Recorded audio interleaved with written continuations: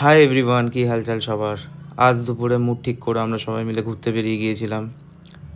বলো তো কোথায় যাচ্ছি আমরা ঘুরতে গাড়িতে করে? গেস করো, এনি গেস?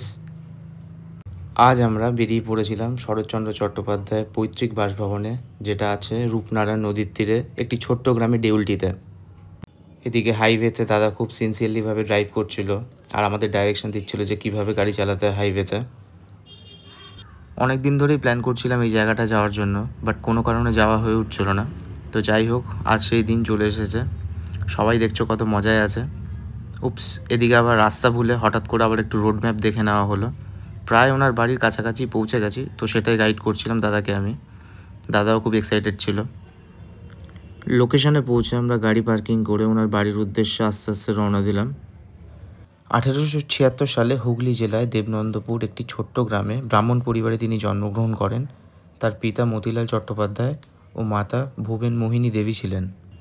অনেক কবিতা, ছোট গল্প, সাহিত্য, উপন্যাস তিনি আমাদের উপহার দিয়েছেন এবং তার বার্তাও তার মধ্যে দিয়ে আমাদেরকে পৌঁছে দিয়েছেন।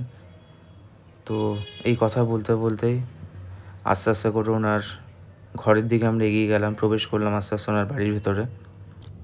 ভেতরে প্রবেশ করতেই চোখ গেল কত পুরনো ওনার একটি জুতোর দিকে।